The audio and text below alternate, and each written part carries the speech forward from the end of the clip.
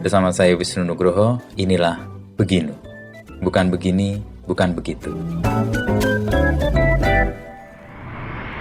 Halo pendengar setia Beginu, selamat datang di episode terbaru persembahan Kompas.com dan Media Podcast Network. Tapi sebelum mendengarkan sesi episode kali ini, jangan lupa untuk follow dan beri rating terbaikmu untuk podcast Beginu di Spotify, serta nyalakan notifikasinya supaya kamu bisa terinfo setiap ada episode terbaru.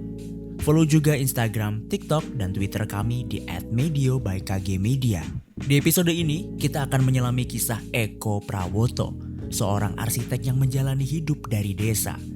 Bincang-bincang Wisnu Nugroho dengan Eko Prawoto membawa kita pada peran desa dan ambisi masyarakat urban untuk mengubah desa.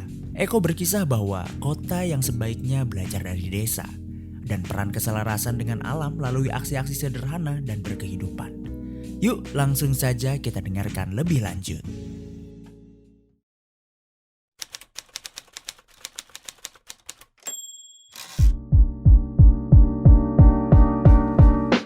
Pak Eko bisa kemudian memilih untuk stay di sini atau di sekitar ini, apa yang membuat Pak Eko? Sebenarnya kebetulan ya. Ketika itu kami tinggal di Jogja, di pinggiran kota Jogja itu sudah 30 tahun lah kira-kira, tahun 88. Oh, sampai 30 tahun kemudian? Ya dulu di pinggir sawah gitu. Tiba-tiba sekarang lama-lama ya sudah jadi penuh di perumahan yang padat itu. Istri saya merasa kok kurang nyaman lagi ya. Dia senang tanam-tanam gitu. Lalu ya udah coba kita cari ke pinggir gitu. Pilihannya Kulon Progo. Kenapa Kulon Progo? Yang relatif tanahnya masih murah dan agak sepi. Kalau Sleman kan mahal ya. Kalau Bantul mungkin juga sudah mulai ya mahal juga ya. gitu. Gunung Kidul atau Kulon Progo. Di Gunung Kidul kayaknya terlalu jauh karena harus lewat ya. Nah pilihannya Kulon Progo. Kita sebenarnya cari-cari di sekitar Sentolo pada waktu itu. Ada teman yang ke sana. Di sana juga kita mengunjungi begitu. Tapi lalu ada dengar ada rencana airport dan seterusnya gitu. Jadi kayaknya enggak nanti jadi kasus yang cepat padat lagi kan gitu. Ya sudah pindah ke sini. Kebetulan dapat tanah di Desa Kedondong dekat dengan sini. Itu 7 tahun yang lalu. Ya tanahnya agak di pinggiran desa menghadap tanah kas desa seperti itu. Ya kita mulai pelan-pelan mengembangkan yang di situ dengan mindah struktur-struktur lama, bangunan lama gitu. Ya gitu berproses terus seperti itu. Ya. Nah untuk kemudian berproses dan aktivitas yang Pak Eko sebelumnya ikut berproses ke situ juga? Belum sebetulnya. Pada awal-awal ya masih mondar-mandir. Kuliah pada waktu itu masih harus datang di kelas gitu. Jadi 40 menit ke Jogja dan balik lagi ke sini gitu. Untung ada pandemi. Untung ya buat keuntungan ya? Keuntungan dalam arti tidak harus pergi-pergi dan desa lebih memberikan rasa aman ya seperti itu. Terbukti juga sih sebenarnya. Ya. Ya karena sepi, bersinggungan dengan orang lebih terbatas. Ya. Ya. Dan membuat suasana pandemi itu lingkungan di desa kayak justru menghidupi. Desa lebih rileks ya karena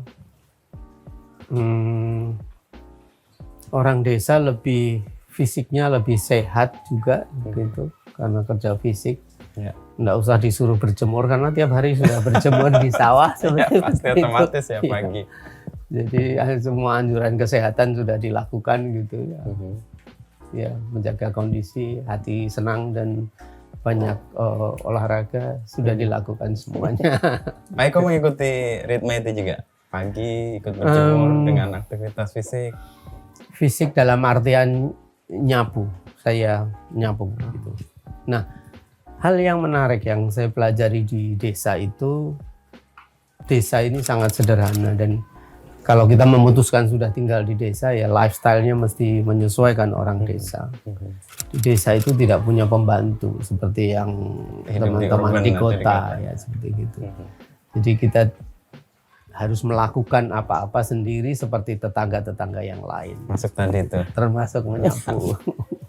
Itu kayak kalau saya lihat di Instagramnya Pak Eko, kalau pagi itu kan kayak momen untuk kayak apa ya?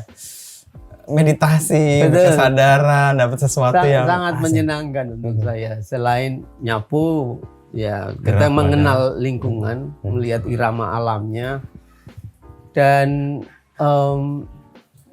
mencoba merubah pola pikir yang daun kering itu bukan sampah sebetulnya. Oh, oke. Karena pohon itu memiliki iramanya sendiri dan tidak pernah menganggap daun itu sampah. Siapa yang menganggap daun itu sampah? Hanya manusia saja seperti itu.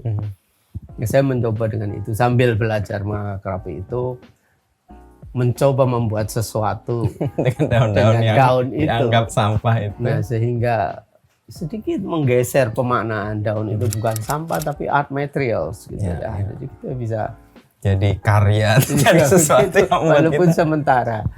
Tapi itu juga menjadi apa ya, self rewarding activities untuk saya begitu. Sambil nyapu kita bisa gitu relax sendiri, difoto, dan ya menyenangkan untuk saya. Sangat-sangat refreshing. Dan itu nggak akan Pak Eko temukan kalau nggak ke desa itu sebenarnya. Atau ada kesadaran itu sebelumnya? Hanya di desa karena itu juga berubah. Iramanya kan berganti.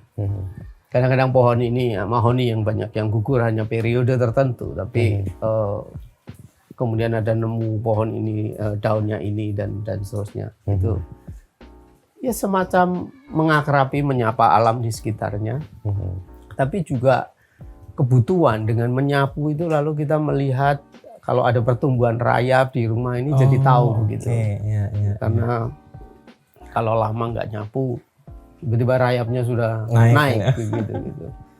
Jadi menyapu sekaligus menginspeksi titik-titik yang kemarin dilihat atas yang minggu rawan lalu itu. dengan rayap itu.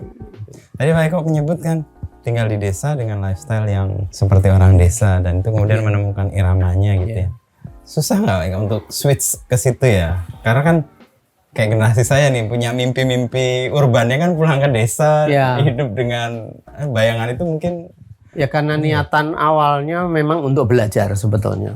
Jadi pindah ke desa untuk belajar lebih dekat dengan alam. Karena saya ya berapa tahun ini kan selalu bicara tentang lokalitas, tapi tinggal di kota, jadi otoritasnya kurang ya. Iya, tidak selalu berjarak begitu. Nah, dengan tinggal langsung di desa, di antara alam, kedekatan dengan itu ada proses belajar saya kira. Dan ya ada banyak hal yang baru, dan saya pikir memang harus menyesuaikan itu. Ketika kita masuk dan menjadi bagian dari alam, itu berbeda dengan melihat alam lebih dari sisi apa ya, semacam view atau pemandangan indah saja gitu. Jadi, dan saya menyadari bahwa kegiatan domestik sehari itu cukup time consuming. Jadi orang desa tidak bisa disebut orang desa itu nganggur atau malas.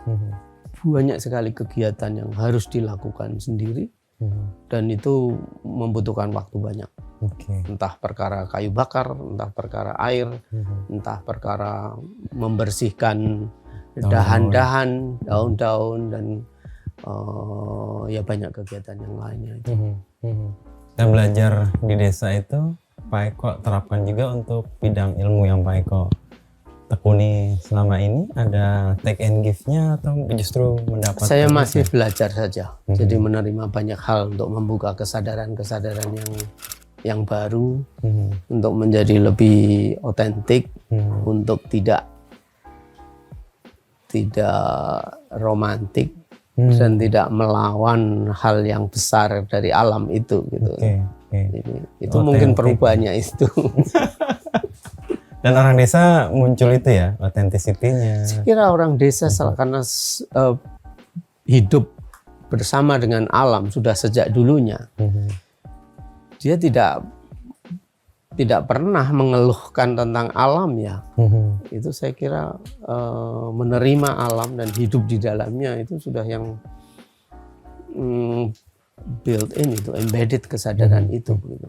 Mungkin agak beda. Saya bayangin gini, kalau hujan, bayangan kayak orang urban, hujan tuh membuat saya jadi memorinya takut, traumatik. Tapi kalau orang desa mungkin beda ya, karena dia merasa ini bagian dari alam yang ya itu bagian dari iramanya. Memang ini musim hujan, ini musim ini itu it's part of the nature gitu. Karakter dari itunya, dan itu sudah ada siklusnya ya. Meskipun juga sekarang berubah juga ya. Ya paling diikuti saja yang seperti itu gitu. Tapi Pak Eko bilang otentik, tidak romantik gitu ya. Artinya bisa dijelasnya gimana? Ya otentik itu jujur dan terbuka dan menerima alam, itu bagian dari hidup kita. Kita jadi alam gitu. Dan kalau romantik itu kan lebih gimana ya? Wah ini hanya satu sisi saja tentang keindahan atau tentang apa. Tapi sebetulnya itu kan satu yang utuh gitu. Dan keutuhan ini menjadi penting ya dalam apa kalau saya rasakan gitu.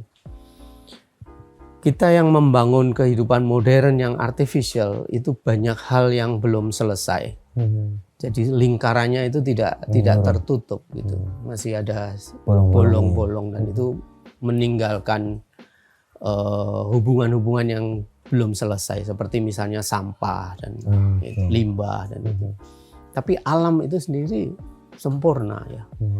Kalau itu tidak diganggu, tidak diintervensi, itu saya kira merupakan satu lingkaran yang tertutup, yang utuh, yang benar ya. Saya kira kita perlu meniru itu, kembali ke alam itu juga sebetulnya mengapresiasi hukum-hukum alamnya, dan kita yang menyesuaikan, tidak kemudian memaksa alam atau mencoba menindas alam. Dalam situasi kayak tadi Pak Eko kasih contoh misalnya tiba-tiba listrik padam, ini ketidakpastian banyak ya di desa, tapi memanage itu ya relax saja ya, karena itu kita akhirnya tahu bahwa kita tidak bisa mengontrol semuanya seperti itu. Dan ada banyak hal yang di luar kita gitu. Bahwa kita merasa dengan teknologi yang kita miliki kita bisa mengatasi mereka, kayaknya tidak sepenuhnya benar yang seperti itu. Itu tercermin juga dengan karya-karya Pak Eko? Sedikit banyak menjadi lebih conscious. Jadi saya sering mengatakan bahwa arsitektur adalah sementara. Jadi kesementaraan itu menjadi penting dalam berarsitektur. Karena dan relasi terhadap site, terhadap tanah. Ya, saya melihat tanah itu sesuatu yang sangat tua sekali, seumur bumi ini, dan akan selalu ada. Sementara arsitektur itu datang dan pergi, dia hanya hinggap sebentar dan mungkin akan hilang. Ya sementara itu bisa 3 tahun, bisa 10 tahun, bisa 100 tahun, bisa 1000 tahun, tapi tidak akan pernah lebih tua dari buminya. Nah relasi atau pemahaman ini saya pikir menjadi lebih punya kesadaran bahwa kita berarsitektur atau sebagai arsitek sebaiknya harus tahu diri. Kita ini menaruh sesuatu di tempat yang sangat tua dan punya peran yang sangat luas dengan sekitarnya. Jadi upayakan untuk menaruh sesuatu yang seperlunya saja atau merubah seperlunya saja. Jangan membuat jejak yang permanen kalau bisa. Ya semacam itu. Nah itu terjemahan dari tadi ya pengurangan Pak Eko pada sesuatu yang sifatnya lebih sementara, lebih. Dan juga lebih seperti tanaman ya. Jadi juga ada peran take and give-nya, dan malah sebaiknya giving back ya. Tidak taking out too much ya.